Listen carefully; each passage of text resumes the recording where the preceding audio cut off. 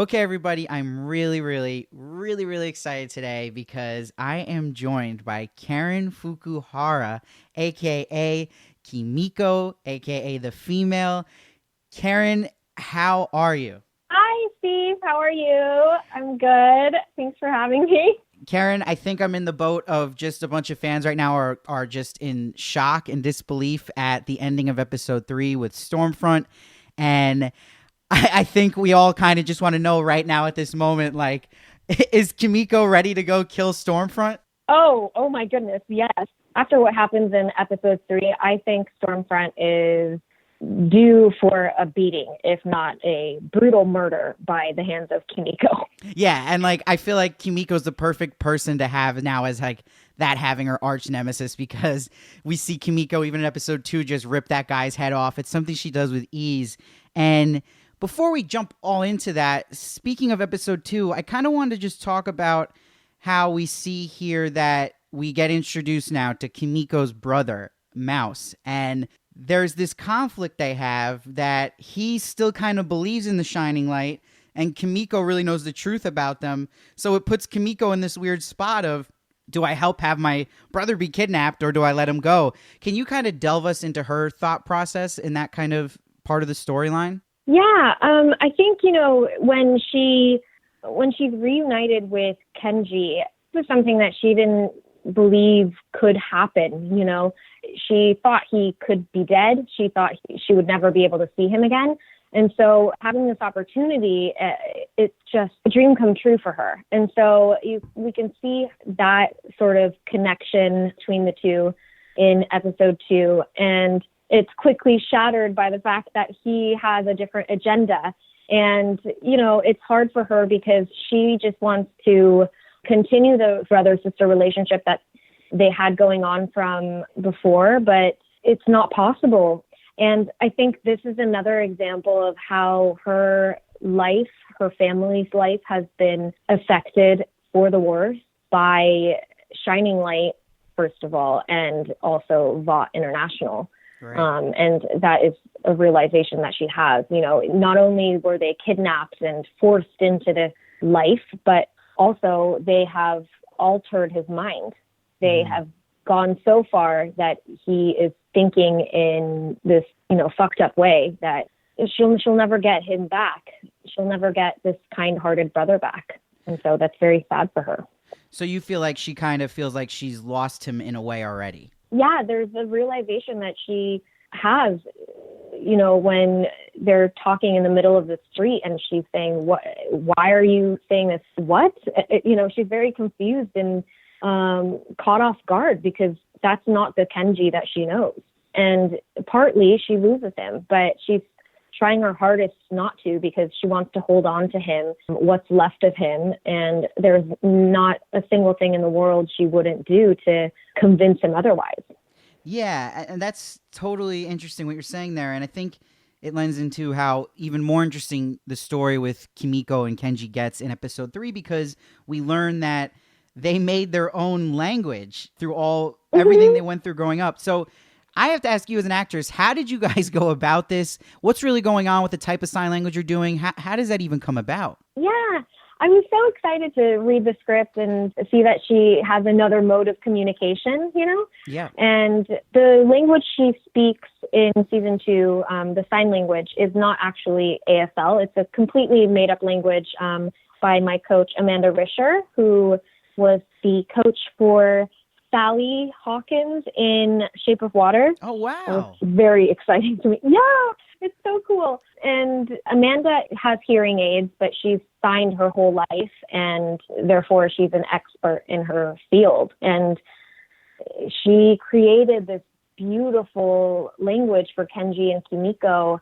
And, I mean, that's a hard thing to do, creating a language. So, and, what I loved about her was that she would create these gestures that sort of had a little bit to do with our language. So, for example, the word boy in Kimiko's language is someone throwing a pitch or throwing a baseball.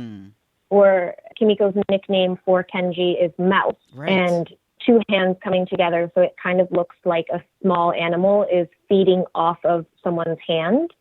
And that was Mouse. And so she created meaning behind these movements. And that helps me. In the beginning, it helps me trigger my memory and to learn the actual language. But, in the long run, it just, when I was doing it on the day, it really just meant so much more because there was significant meaning and a connection and a tie to what I was saying. Yeah, and it's so impressive. I mean, when I'm watching it, I'm like, how the hell are they doing this? And it's interesting because you have so much experience in different forms of acting, and people knowing you also from She-Ra and doing voice acting, comparing to here where it's mostly literally face and body acting. Can you kind of maybe try to hint at what you find more challenging?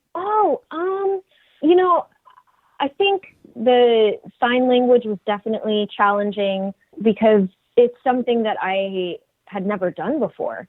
I've spoken my entire life, so Glimmer Glimmer kind of comes naturally to me, and it's a lot of fun playing a character like that. She's a princess, a warrior, she's a fighter, she's courageous, and she's not, unapologetic. So it's really fun playing her, and it comes naturally. But for Kimiko, everything is new. And so I'm learning as I go, and I think that it's more challenging. Yeah, for sure. Yeah, well, that's what's so impressive about it is it doesn't show that you're learning as you go. It seems like you've been doing this forever. And my God, thank you. No, and I think it's really just made Kimiko so much more interesting this season, and it seems like there's a lot of focus on Kimiko and that all these characters and the boys are getting a little more meat to each of their stories. And I'm just shocked because I have to now jump into episode 3 because I'm still trying to take in what just happened. But I really love how when Kenji throws all the blocks into Homelander and then tries to run away again, but Kimiko runs after him and they get this nice moment of I love you, and it goes back to what they're saying about protecting each other.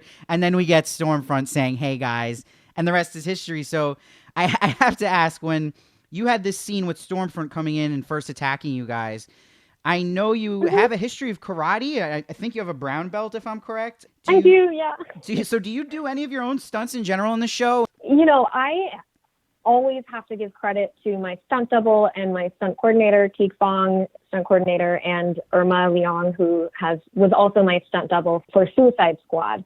And she's amazing at what she does, and I will never be on her level.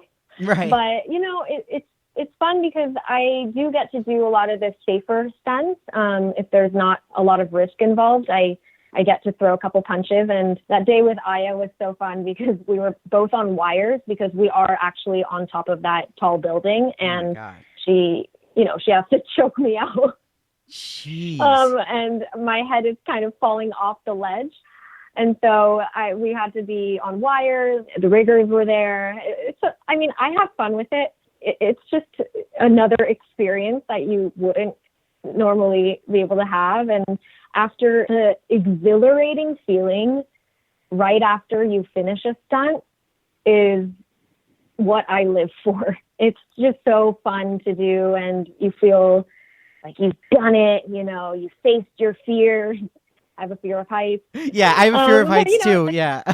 Yeah, but you could do it too. If you know that you're going to be okay, you can do it. Yeah. It's the most fearful when you're responsible for your own life and Right. You're just kind of walking on a ledge, and if you trip, you fall and die.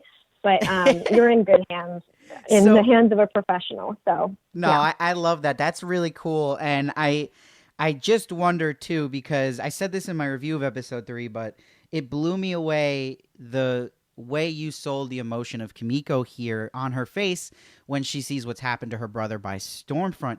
Can you just, as an actress, talk about getting into a mindset for a scene like that and making sure, okay, am I selling this as good as I can on the face? How do you even get there? It's such an emotional scene. Yeah, I think a lot of people a lot of actors are able to watch themselves and then give themselves feedback. But I have never really been able to do that. I can do that for, action scenes, and I can do that for less emotional scenes, but I kind of get in my head when I have to do a deeper dive. And so I try not to watch myself for those. I think, preparation is key. It's, a lot of exploring past experiences and pulling as much into the performance out of yourself. I've never experienced such a tragic loss. And so I have to do a little bit of imagination work. And yeah, it's definitely fulfilling after all of those are done. But for me, it's a dark time. Yeah. It's not fun thinking about all of those things. No. Constantly. And it's really just maybe the darkest this show has gone yet. And I think too, with the episode just ending with Kimiko just with this death stare at Stormfront on the TV, can you kind of give us a little hint into where her head is at now? And maybe does she feel a little responsible for what happened to her brother in a way? Oh, absolutely.